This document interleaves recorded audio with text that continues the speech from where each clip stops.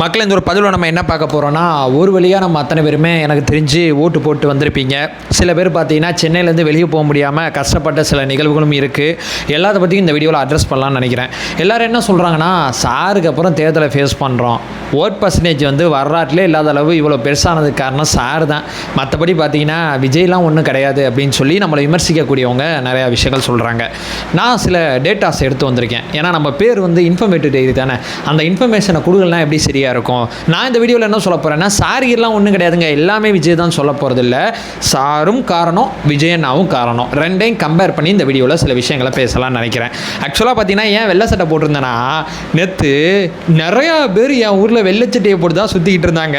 நம்ம booth agent இருப்பாங்கல்ல, வெள்ளை சட்டையை போட்டால் அவர் அப்படிங்கிறாரு, நம்ம வெள்ளை சட்டை அவர் வெள்ளை சட்டை, வெள்ளை சட்டையை பார்த்தாவே அவர் ஓகே நம்மளால தான் அவன் அப்படின்னு சொல்லி அக்செப்ட் பண்ணிக்கிறார். அந்த மாதிரி பார்த்தீங்கன்னா வெள்ளை சட்டை நேற்று முழுக்க வெள்ளை சட்டைனா டிவிக்குனா வெள்ளை சட்டை அப்படிங்கிற மாதிரி ரொம்ப நல்லா போணுச்சு.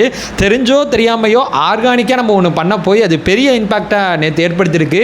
நிறைய பேர் பார்த்தீங்கன்னா அதை பற்றி பேசிகிட்டு இருந்தாங்க. ஓவரால் மற்றதெல்லாம் தள்ளி இருக்கட்டும், இந்த ஓட் பர்சன்டேஜுக்குள்ளே வச்சு தாவேக்கா வெற்றி பெறுமா வெற்றி பெறறா அப்படிங்கிறத பற்றி நம்மளுடைய பார்வையை தான் இங்கே நம்ம சொல்ல போகிறோம். நம்ம இந்த கண்ணோட்டத்தில் பார்க்குறோம், நம்ம போட்ட கணக்கு சரியாக இருந்துச்சுன்னா நம்ம நிச்சயமாக ஜெயிச்சிருவோம் அப்படிங்கிறதான் யதார்த்தமான உண்மை. ஒன்பே ஒன்றா தெளிவாக நம்ம பார்க்கலாம். உற்சாக வணக்கங்கள், வாங்க பதிவுக்குள்ளே போகலாம். இப்போ முதல் விஷயம் மக்களே, தமிழக அரசியல் களத்தில் முதல்ல ஒரு ஓட் பர்சன்டேஜ் பார்த்தீங்கன்னா 85% தாண்டுதுன்னா அது இப்போ தான். இதுக்கு முன்னாடி மக்கள் எப்போ கோவப்பட்டு நிறையா ஓட்டு போட்டிருக்காங்கன்னா, 2011 அதிமுக ஆட்சி வந்துச்சு பார்த்தீங்களா. திமுக ஆட்சியில் ஏகப்பட்ட பஞ்சாயத்து பிரச்சனை வரும்போது மக்கள் நிறையா பேர் போய் கோவப்பட்டு குத்தோன்னு குத்துனாங்க. ஆட்சி மாற்றம் ஏற்பட்டதை தாண்டி திமுக 28 இடத்துல தான் ஜெயிச்சிச்சுன்னு நினைக்கிறேன். ரொம்ப ரொம்ப ரொம்ப ரொம்ப கேவலமான ஒரு தோல்வியை திமுக சந்திச்சாங்க. எதிர்க்கட்சி இடத்துக்கு கூட வர முடியல, அப்படிப்பட்ட தோல்வி. அதுக்கப்புறம் வாக்கு சதவீதம் அதிகமாக நடந்திருக்குன்னா அது இந்த தேர்தல் தான் அப்படிங்கிறத முதல்ல நீங்கள் தெரிஞ்சுங்க அப்படிங்கிறது என்னுடைய முதல் பாயிண்ட். சரிப்பா, அந்த 85% மட்டும் பார்க்குற, முன்னாடி எவ்வளோ பேர் ஓட்டு போட்டாங்க, எவ்வளோ பேர் ஓட்டர் லிஸ்ட்டில் இருந்தாங்க, இப்போ எவ்வளோ பேர் அதிகமாக ஓட்டு போட்டிருக்காங்க, இந்த கணக்கில் பார்த்தா தானே இது சரியானதாக இருக்கும் அப்படின்னு சொல்லி கேட்டிங்கன்னா, ஆமாம் நீங்கள் சொல்கிறது கரெக்டு தான். நான் சைடில் கூட ஒரு டேப்லர் காலம் போடுறேன், அந்த டேப்லர் காலத்தை பார்த்தாவே உங்களுக்கு சில உண்மைகள் தெரியும். ஆமாங்க, நீங்கள் சொல்கிறபடி 6 கோடி ஓட்டு இருக்கும்போது இருந்த கணக்குக்கும் 5 கோடி ஓட்டு இருக்கும்போது இருந்த கணக்கு ஒண்ணா அப்படின்னு சொல்லி கேட்டீங்கன்னா, போன எலெக்ஷன்ல பாத்தீங்கன்னா இவங்க எல்லாருமே என்ன கணக்கு சொல்றாங்கன்னா, 6 கோடியே 29 லட்சம் ஓட்டு முன்னாடி இருந்துச்சு, 4 கோடியே 63 லட்சம் பேர் ஓட்டு போட்டாங்க. இந்த வாட்டி பாத்தீங்கன்னா சாருக்கு அப்புறம் கிட்டத்தட்ட பாத்தீங்கன்னா ஒரு 74 லட்சம் ஓட்டை நீக்கிட்டாங்க. 5 கோடியே 73 லட்சம் ஓட்டு இந்த வாட்டி இருக்கு. இதுல பாத்தீங்கன்னா 4 கோடியே 84 லட்சம் பேர் ஓட்டு போட்டிருக்காங்க. அப்ப கணக்கு பண்ணிப்பாரு, ஒரு 20 லட்சம் பேர் அதிகமா ஓட்டு போட்டிருக்காங்க, அவ்வளவுதான் அப்படின்னு சொல்லி 20 லட்சம் தான் அந்த தேர்தலில் அதிகமாக போடப்பட்டுச்சு, மற்றதெல்லாம் வேற எதுவும் இல்லை அப்படின்னு சொல்றாங்க. நான் என்ன சொல்றேன், இந்த 74 லட்சம் ஓட்டை நீக்கினாங்கல்ல சார்ல, இந்த 74 லட்சம் ஓட்டில் எத்தனை ஓட்டு கள்ள ஓட்டை இவங்க ரொம்ப நாள் போட்டுட்டு இருந்தாங்க அப்படிங்கிறது நமக்கு தெரியல. இந்த 4 கோடியே 63 லட்சம் ஓட்டு இருக்குல்ல, அதில் கள்ள ஓட்டு பார்த்தீங்கன்னா நிறைய இருந்திருக்கு, இவங்க நிறையா போட்டுருந்தாங்க. சாரை நம்ம தாவேக்கா எதிர்க்கவே இல்லை, சார் நடைமுறைப்படுத்தும் விதத்தை தான் நம்ம எதிர்த்தோம். இன்னும் நல்லா சரியாக நடைமுறைப்படுத்தியிருந்தா இந்த 4 கோடியே 63 லட்சம் பேர் போன வாட்டி ஓட்டு போட்டாங்கல்ல, அந்த ஓட்டிலே நிறைய கள்ள ஓட்டு இந்த வாட்டியும் போடாமல் இருந்திருக்கும் அப்படிங்கிறது என்னுடைய தனிப்பட்ட கருத்தா இருக்கு. இதை சரியா அமல்படுத்தல, அவசர கதியில பண்ணாங்கங்கிறதா நம்மளுடைய பிரதானமான குற்றச்சாட்டு. இப்போ இந்த 74 லட்சம் ஓட்டு முன்னாடி இருந்ததோட இப்போ நீக்கிட்டாங்க. இந்த 74 லட்சம் ஓட்டுல பாதி கள்ள ஓட்டை போட்டாங்க, பாதி கள்ள ஓட்டை போடலன்னு கூட வச்சுக்கிட்டா கூட ஒரு 40 லட்சம் கள்ள ஓட்டு கண்டிப்பா அவங்க போட்டிருப்பாங்க. அந்த கணக்கை எங்க சேர்ப்பீங்க? அந்த 40 லட்சம் இந்த வாட்டி பாத்தீங்கன்னா போடாம இருந்திருக்கு.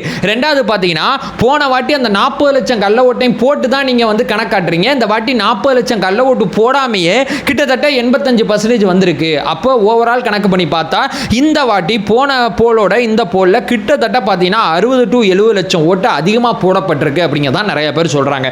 இன்னொன்று பார்த்தீங்கன்னா, சென்னையிலேருந்து நிறைய பேர் பார்த்தீங்கன்னா ஊருக்கு போக முடியல. ஒவ்வொருத்தவங்க ஊருக்கு போனதுக்கான மெனக்கிடலாம் நான் நிறையா பார்த்தேங்க. எனக்கு இந்த இருக்குது இப்போ ஓட் போல், நான் போய்ட்டு இங்கே போய் டக்குன்னு போட்டு வந்துட்டேன், எனக்கு ஒன்றும் அவ்வளோ சிரமம் கிடையாது.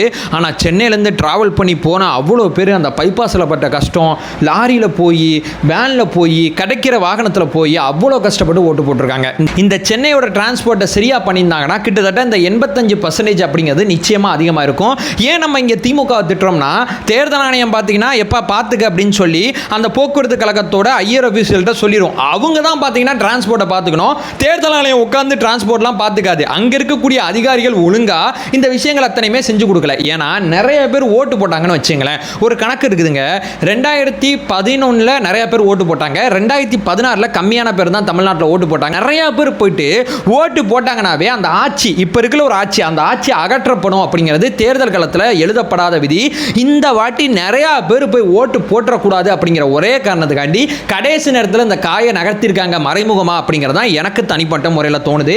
ஏன்னா ஒழுங்காக அந்த ஏற்பாடை பண்ணாதனால நிறைய பேர் பாதிக்கப்பட்டாங்க. எனக்கு அவங்க பார்க்குற வீடியோக்கள், ஷேர் ஆகிற வீடியோக்கள்லாம் பார்க்கும்போது அவ்வளோ கஷ்டமாக இருக்குது. சரி, இப்போ நம்ம அதுக்கு தான் நம்ம முன்னாடியே சொல்லிட்டு இருந்தோம். நிறைய நேரத்தில் தயவு செய்து சொல்கிறேன், கடைசி நாளில் ஏறி போயிட்டு ஓட்டு போடலாம் நினைக்காதீங்க. இது 5 வருஷத்துக்கு ஒருக்கா நடக்கிற தேர்தல் கிடையாது, 50 வருஷத்துக்கு நடக்கிற ஒரு தேர்தல். கொஞ்சம் மெனக்கிடுங்க, கொஞ்சம் முன்னாடி போங்க அப்படிங்கிறதெல்லாம் நம்ம தொடர்ச்சியாக சொல்லிட்டு இருந்தோம். ட்விட்டரில் நான் நிறையா எழுதிக்கிட்டு இருந்தேன். என்னோட வீடியோக்களையும் அங்கங்கே கிடைக்கிற வாய்ப்பில் நான் சொல்லிக்கிட்டு இருந்தேன். ஓவரால் பார்க்கும்போது வேறு வழி இல்லைங்க, அவங்களால ஓட்டு போட முடியல. அவங்களுக்கு போய் என்ன நம்ம நீதி கேட்டாலும் நியாயம் கேட்டாலும் தேர்தல் ஆணையத்துக்கு தலைவர் விஜய் அவர்கள் கடிதம்லாம் எழுதிட்டாரு. 6 மணிக்குள்ளே பூத்துக்கிட்ட போயிட்டாங்கன்னா அவங்களுக்கு கண்டிப்பாக டோக்கன் கொடுத்துருப்பாங்க. அது 8 மணியாக இருந்தாலும் அவங்க ஓட்டு போட்டிருக்க முடியும். 6 மணியை தாண்டிட்டாங்கன்னா அவங்களுக்கு கண்டிப்பாக டோக்கன் கொடுத்துருக்க மாட்டாங்க. ஸோ வேறு வழி இல்லை. நீங்கள் நிறைய பேர் கமெண்ட் பண்ணிங்க போன வீடியோவில் ரீ எலெக்ஷன்லாம் பண்ணுவாங்களாம் கேட்டிங்க. அதுக்கெல்லாம் வாய்ப்பு ரொம்ப ரொம்ப கம்மி. இன்னொன்று பார்த்தீங்கன்னா அந்த ஓட் பர்சன்டேஜில் நிறைய பேர் ஒரு விஷயத்தை கவனிக்காமல் விட்டுறாங்க. எப்போதுமே பார்த்தீங்கன்னா சென்னையில் நான் முன்னாடி ஒரு வீடியோவிலே சொன்னேன், சென்னை இந்த வாட்டி பார்த்தீங்கன்னா ஓட் பர்சன்டேஜ் அதிகமாக போகணும், தலைவர் ரோடு ஷோ பெரிய தாக்கத்தை ஏற்படுத்தும்னு சொன்னேன். சென்னையில் எப்போதுமே 62% பேர் தான் ஓட்டு போடுவாங்க. இந்த வாட்டி 86% பேர் குத்திருக்காங்க சென்னையில். ஏன்னா சென்னையில் நிறையா போலி வாக்குகள் பார்த்தீங்கன்னா நீக்கப்பட்டிருக்கு. இது பிரதானமான காரணம். இன்னொன்று ஆர்வமாக போய் நகர்ப்புறங்களில் அந்த ஓட்டு போட்டது அப்படிங்கிறது பெரிய வாக்கு சதவீதத்துக்கு பெருசாக ஹெல்ப் பண்ணியிருக்கு. இன்னொன்று என்ன சொல்கிறாங்க, மேற்கு வங்கத்திலையும் பார்த்தீங்கன்னா ஓட் பர்சன்டேஜ் நம்மளோட அதிகமாக இருக்குது. அப்போ மேற்கு வங்கத்தில் என்ன விஜய் இம்பாக்டா அப்படின்னு சொல்லி கேட்குறாங்க. மேற்கு வங்கத்தில் 2 பேஸா எலெக்ஷன் நடக்குது. இப்போ பார்த்தீங்கன்னா அவங்க தமிழ்நாட்டோட மேற்கு வங்கத்தில் எப்போதுமே தேர்தலில் அதிகமாக ஓட்டு போடுவாங்க. மேற்கு வங்க வரலாறை போய் படித்து பார்த்தீங்கன்னா தெரியும். சராசரியாக 80% மேலே இருப்பாங்க. தமிழ்நாடு முதல்ல 80% தாண்டதுக்கும் மேற்கு வங்கம் எப்போதுமே 80% தாண்டதுக்கும் நிறைய வித்தியாசம் இருக்குது. இப்போ 2ஆம் கட்ட ஓட்டு பதிவாங்க நடக்கும். 2ஐயும் கம்பேர் பண்ணி தான் நம்மளுடைய சராசரி ஓட்டு 85% இருக்குல்ல, அது மாதிரி அவங்களுடைய சராசரி ஓட்டு நமக்கு தெரிய வரும். அது வரைக்கும் மேற்கு வங்கத்தோட அஃபிஷியலான அந்த தரவு நமக்கு தெரியாது. அது 29ஆம் தேதிக்கு மேலே தான் தெரியும் மேற்கு வங்கத்தை கம்பேர் பண்ணும்போது. இன்னொன்று பார்த்தீங்கன்னா சாருக்கான இன்னொன்று ஒரு எடுத்துக்காட்டை சொல்கிறேன். இப்போ 2002 சார் ப்ராசஸ் பண்ணாங்க, 2005 பண்ணாங்க, 2க்கு அப்புறம் 2006 ஓட்டு போட்டாங்கன்னு வச்சுக்கலாமே. 2006 இருந்த மொத்த வாக்காளர்கள் பார்த்தீங்கன்னா 4,66,00,000 பேர். இப்போ ஓட்டு போட்டவங்க எவ்வளோ பேருன்னு சொல்லி கேட்டிங்கன்னா 3,29,00,000 பேர். அப்போ எவ்வளோ வித்தியாசம், ஓட் பர்சன்டேஜ் எவ்வளோன்னு சொல்லி கேட்டிங்கன்னா 70% தான் ஓட் பர்சன்டேஜ். இந்த வாட்டியும் சார் நடந்திருக்கு 25 வருஷம் கழிச்சு. இந்த வாட்டி மட்டும் 85% ஓட் பர்சன்டேஜ். ஏன்னா போன வாட்டி பார்த்தீங்கன்னா நீக்கப்பட்ட வாக்காளர்லாம் ரொம்ப கம்மி. இந்த வாட்டி நீக்கப்பட்ட வாக்காளர் பிரதானமான காரணம். இந்த நீக்கப்பட்ட வாக்காளர்கள் போலி வாக்காளர்கள் நிறைய பேர் வெளியேப்பட்டாங்க. புதியதாக ஆர்வமாக இங்கே நிறைய பேர் ஓட்டு போட்டிருக்காங்க. 2ஐயும் கம்பேர் பண்ணி தான் இந்த ஓட் பர்சன்டேஜ் ஒரு தாவேக்கா தொண்டனா எனக்கு நம்பிக்கை ஏற்படுத்தியிருக்கு. ஸோ இந்த ஓட் பர்சன்டேஜ் மூலமாக நம்ம நிச்சயமாக ஆட்சி அதிகாரத்துக்கு வரலாம் அப்படிங்கிற பெரிய நம்பிக்கை எனக்கு ஏற்பட்டிருக்கு. இந்த நம்பிக்கை எத்தனை பேருக்கு இருக்கோ நீங்கள் இந்த வீடியோ கீழே கமெண்ட் பண்ணுங்க. வேற எதுவும் இதை பற்றி நம்ம பேச போகிறதில்ல. அடுத்தடுத்து இந்த 10 நாட்கள் நம்ம சேனலில் எப்பப்போ வீடியோ வரும்னு சொல்லி கேட்டிங்கன்னா, எப்பப்பெல்லாம் வீடியோ தேவைப்படுமோ அப்பப்பெல்லாம் வீடியோ வரும். இன்னொன்று ஒரு விஷயத்தை கேட்டுறேன். இப்போது இந்த ரூமில் உட்காந்து நான் பேசிக்கிட்டு இருக்கேன்ல, ஒரு வீடியோக்கு முன்னாடி எவ்வளோ மெனக்குதல் இருக்குது, எவ்வளோ தூரம் இருக்குது, எப்படி ஒரு வீடியோ ஷூட் பண்ணுறேன், எந்த மாதிரி நான் போடுறேன், இது வரைக்கும் எந்த மாதிரி வேலை பார்த்துருக்கேன், இதை பற்றி ஏதாவது ஒரு வீடியோ தனிப்பட்ட முறையில் என்கிட்ட கேட்டிங்கன்னா நான் கண்டிப்பாக போடுறேன். உங்களுக்கு தேவைப்பட்டுச்சுன்னா அந்த வீடியோக்கெல்லாம் கமெண்ட் பண்ணுங்கள், நிச்சயமாக அதை பற்றி பேசலாம். இந்த மாதிரி ரேண்டம் டாபிக்ஸ் ஏதாவது நம்ம கவர் பண்ண முடிஞ்சால் கவர் பண்ணலாம். ஏன்னா 10 நாள் விஷயம் இல்லாமல் உங்கள் நேரத்தை நான் வேஸ்ட் பண்ண விரும்பலை.